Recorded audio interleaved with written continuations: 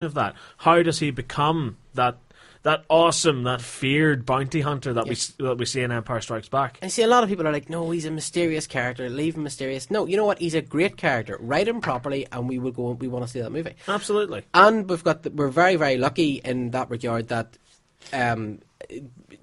Daniel Logan, we've met him, and he's a young man. He would be perfect for a young Boba Fett. And Tamara Morrison is in amazing shape and would still be good to play.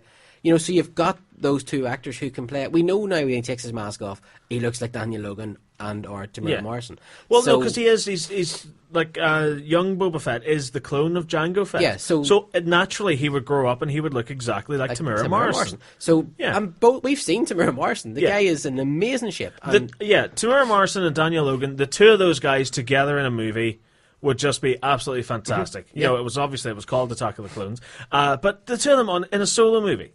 For the first half of it, we get Daniel Logan. For the second half of it, we get Tamir Morrison. Because Daniel Logan, he's got such a young face to him, you know what I mean? He could easily play anything from a teenager to a young adult. Yeah.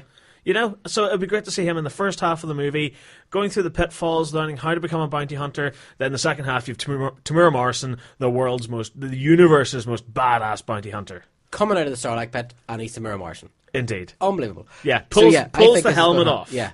And there's the older Tim Morrison with the shaved head. Yeah. Because remember in the Force Unleashed video game, the second one, I don't know if you played the second Force Unleashed. Yes, you actually go into the Sarlacc. Yeah. Okay, I don't remember that. But what I was going to say was... Or is that the first one? Where Tamir Morrison basically... It follows Boba Fett. His character goes along, and it is Tim Morrison. The CGI part, Tamir Morrison. So I think this is going to happen. I really think this is going to happen. Yeah, that and the fact that, as I said, they're in... I think it's the first Force Unleashed. You do go into a Sarlacc. Okay. Oh, yes, when you're on Felicia. Yeah. But it's not the Sarlacc from Return of the No, Jedi. it's not the Sarlacc. Yes. We get the general idea of what it's like to be inside a Sarlacc. So it is survivable. Survivable. Yes, it is. Oh, he's heavily armoured. He has weapons. He's good. He's good. Of course he is. Okay, could you imagine that he's actually in the Sarlacc pit with all the other guys that fell in, and he has to fight them inside a Sarlacc? Okay. Anyway, moving on. That'd be cool. Look at the headline I put in that story. That was rather unfortunate, wasn't it? Easy. Do you want me to read it out, save your blushes? No. Right, go for it. Darth Maul, talking about Clone Wars, right? You didn't watch Clone Wars. I didn't watch but Clone you do Wars, know that no. Darth Maul came back. Yes, I did, with robo legs. And basically that story culminated, he had actually got a brother that he didn't know, a guy called Savage Opress, and the two of them basically tried to take over the universe together, because they're Sith, that's what they do. And Darth Sidious found out, wasn't best pleased. Okay, so he went after Savage and Maul. And he caught up with them on Mandalore, and he basically kicked the stuffing out of the two of them, and he killed Savage. And the story arc ended with Sidious saying to Darth Maul, Maul's like, kill me, or whatever, and he goes, no, I have plans for you. And that was the end of the story. The series ended 2 episodes or 3 episodes later. Right, which was a no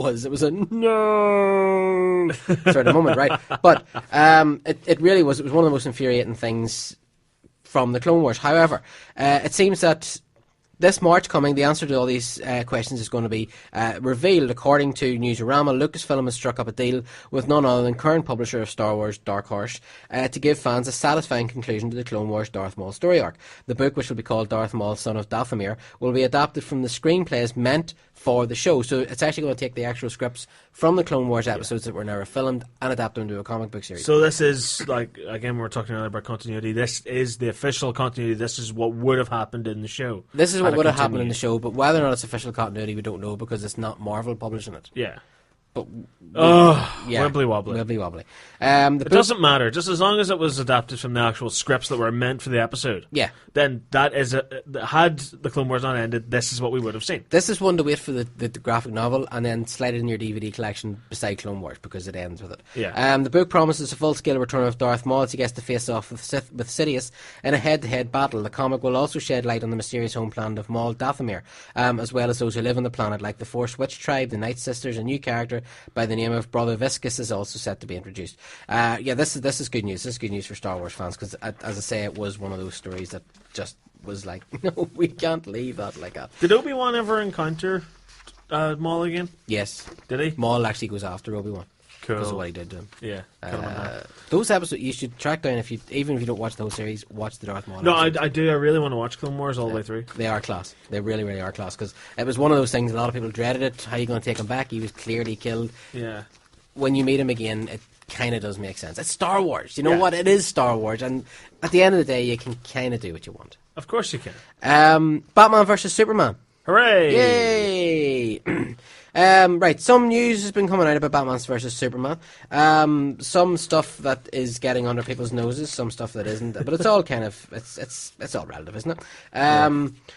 Jason Momoa will not be Martian Manhunter or Aquaman because neither character will be in the movie. No. Okay. Wonder Woman could have a cameo plus type of role. Think of Scarlett Johansson as Black Widow in Iron Man 2. I do. Yes. Expect the first look, I like this, of Ben Affleck's Batsuit to be early 2014, right around the time they start filming in February. Well, yeah, next month. Because every single photographer, every single person with a camera on the face of the earth will be flocking to the set to try and get a glimpse of Ben Affleck. So they may as well just come out and reveal it. Do it officially. Show us it properly. Because you don't want the first look of Ben Affleck in the Batsuit to be through a long lens camera and it's all pixely and blurry. Yeah, you want a good close-up look at it. Okay, the film is truly a Superman sequel, not a secret Justice League movie like everyone suspects. Right. How can that be? Anyway. Right. Arrow being included in the DC universe is probably wishful thinking, DC movie universe. Now, I'm not sure if that means Arrow as we know the character from the TV series. Or just Green Arrow or in just general. The character. I would imagine we will see the Green Arrow, but, because I think it could be done properly. We will probably get another Superman sequel without any other DC characters. Well, that's more than a given, isn't it? Yeah, I think so. Right. Because I genuinely think they'll do this World's Finest movie, this Superman sequel, as they say, and then after that we will get a Justice League movie, and then after that DC will be working on expanding their projects. Maybe we'll get a standalone Batman movie, maybe a standalone Wonder Woman movie, and of course a standalone Superman movie. Yeah, I'd say that's pretty much on the money. What else? Character-wise, Batman will be a healthy amount of Dark Knight Returns, a bit of Kingdom Come, and a dash of Batman Beyond. The Batman Beyond bit, kind of... Yeah, as in essentially a retired Batman. Yeah. Yeah. See, I don't know. I like this idea, but at the same time I'm worrying, I don't want Batman to be that old. I want Batman. Well, no, he's not going to be that old because he says just a dash of Batman Beyond. Okay. So we're getting the inklings of the older Bruce Wayne that we see in Batman Beyond, where he's given up, and I don't think he's going to be playing that old character. He's not going to have grey hair or anything like that, and looking for a replacement Batman. Yeah, we see that would kind of really pee me off. Yeah. Right. Okay. No Batman villains will be in here. No Joker. No Joker. Not for now. For sooner, but I think we will see them. It's pretty much. Yeah, it's pretty much. Fair enough to say it will be Lex Luthor's the bad guy. Mm-hmm. And there is still heavy rumours surrounding Bryan Cranston. Yeah, I mean that. Did you see that during the week? It's official, and then it's not. No, it's not. I think it's a given. I really think. I think it's going to be another Paul Rudd thing where it's like, no, he's just entered negotiations. Yeah, no, he is. Yes. Probably with the Batsuit, there'll be no blue or tights for the Batsuit. More armour with Beyond and Kingdom Come type capabilities. Okay, well, what did the armour do in Beyond or Kingdom Come? Well, Kingdom Come, it was basically a suit of armour. In Batman Beyond, he could fly and stuff. Yeah. Which I don't want. I don't want that.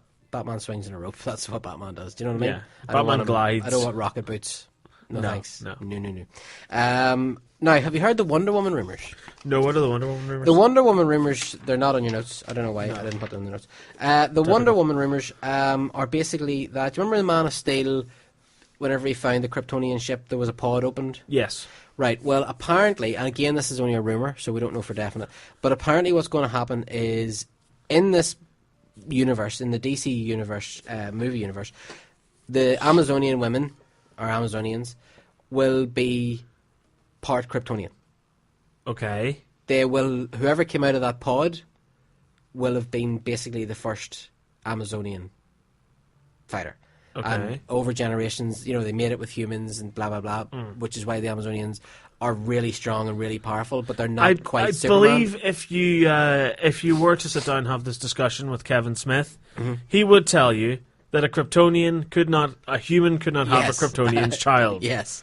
Yeah. Check out that bit of Mallrats Mallrats, dialogue. exactly. We aren't sampling that bad boy. But apparently that's going to be... That there's a strong rumour that that's what's going to happen. I don't think I like that. I think that makes sense. You do? I think it makes sense. Well, then again, there were the same rumours that came out and said that empty pod was Supergirl. Yeah, there is that too. And then there was the whole thing as well about the guy who created Apocalypse, or Doomsday, should I say? Yes. Not to get my Marvel and DC mixed up. Which again leads to the whole Rock thing, or Dwayne Johnson. Yeah. But I think that makes sense. I do. Yeah. Why not tie the two mythologies together? I don't know. You could leave a lot of fanboys very upset about that. They're going to be upset anyway. A lot of them didn't like Man of Steel. Like, where does Wonder Woman get her powers from anyway? Is it just the fact that she's an Amazonian woman? Pretty much. Well, where'd she get her really lasso of truth from? Well, yeah. Or invisible jet? But yeah, couldn't those be Kryptonian weapons? Yeah, I suppose. Isn't it kind of the Thor in all honesty, idea where magic is actually technology? Yeah. In all honesty, I don't really care because I'm not really a big follower of DC. Mm-hmm. So I don't know if it would work or not. Yeah. But you're saying I you think it it'd works. be a good idea. I like that idea. That idea. Okay. It doesn't offend me. It doesn't annoy me. But you know what? You're saying it will annoy fans, and that's true. But really, no matter what they do, some fans are going to get their back up. Fair enough. A lot of people didn't like Man of Steel. Yeah. A lot of people don't like Ben Affleck as Batman, and they've made up their mind before they even going to see it that this movie's going to suck anyway. Yeah. So they haven't seen even a picture of him in the costume yet. but They're already saying, it's so "Ooh, wrong." Ben Affleck, man." You can't win. So I like it. I think it kind of makes sense in a real world kind of as much as this can be real world kind of way. Well, fair enough. Right, what of Katie Sackhoff? God bless her. Oh, Katie Sackhoff. Yeah, Starbuck. And that character she played in Riddick. Dal. Dal, is that what she was called? Have you seen it yet? I've seen bits of it. It's good. I like it. Right.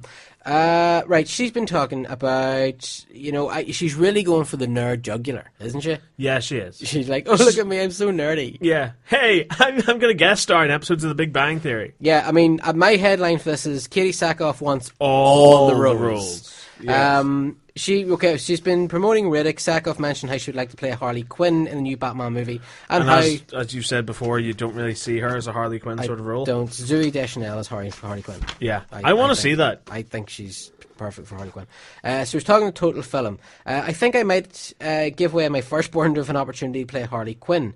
But that's not the only role that she wants. Sackhoff also mentioned wanting to play Wonder Woman and how she auditioned for the part in David E. Kelly's failed pilot back in 2011. Sweetie, get off easy there. I'd love to play Wonder Woman, but that's not going to happen now. No, I remember Gal Gadot's Wonder Woman. Yes, I remember auditioning for the Wonder Woman TV show and being told that I wasn't the Wonder Woman type. But if I wanted to play the best friend, I could audition for that. And I remember thinking to myself, you obviously haven't seen my work. Oh, why? Well, we know that Wonder Woman went to Gal Gadot in Batman vs Superman, but there's another franchise she'd like to be part of. Guess what it is? Star Wars. Star Wars meant everything to me growing up. Star Wars was, it was the first time I remember seeing three movies that all kind of went together. It was just an amazing final understanding of what a trilogy was. I was absolutely obsessed. I wanted to be, the sad thing is I never wanted to be Princess Leia, I wanted to be Han Solo. I've never really been drawn to those female roles, but I think that the Clone Wars was so much fun for me to play. I mean, a warrior, if JJ, well, of course she was one of the Mandalorians, if JJ would listen, I would play a rock in the Star Wars movies. I think they're fantastic. I think that he's a great choice. I'm excited to see what would happen in that world. Well, she's too late for Wonder Woman, but I could see her as a Harley Quinn, writes Ed. I'm not sure about Star Wars. What I really would like to see her for is Captain Marvel, because of course she was attached to the Captain Marvel role in the Marvel movies. I don't see her as Harley Quinn. No. She's too... I know Harley Quinn, but Harley Quinn should be playful and cute, and Katie Sackhoff is, she's sexy, she's strong. She's not Harley. Yeah. She's not Harley Quinn. I could see her maybe nearly as like Poison Ivy almost quicker. Do you know that kind of... Yes. Do you know what I mean? But Harley needs to be cute, really cute and cuddly. And she needs to be that sort of jokery sidekick. Yes, yeah. She needs to be giddy and small, and Harley Quinn shouldn't be... Katie Sackhoff looks like she'd hand you your ass. She does, But Harley Quinn looks the type that, she's cutesy and lovely, but, she could easily take your head off with a chainsaw. Exactly. Yeah. Exactly. But personally, I have no problem with seeing her in Star Wars or the Marvel movies. That's cool. Yeah. Fine. I like her. I do like her. I thought she was really good in Riddick. I loved her as Starbuck. Her voice work was great in Clone Wars. I have no problems with Katie Sackhoff. Neither do I. She's delighted to hear. Yeah. She was excellent in 24 as well. Was she was in the final series of 24 as well. She played a character called Dana Walsh, who was a double agent. He ended up being quite a psychopath, actually. Okay. Yeah. No, I like her. I do like her. I think she's a pretty good actress. Planet of the Apes 3 has already been greenlit with Matt Reeves set to direct.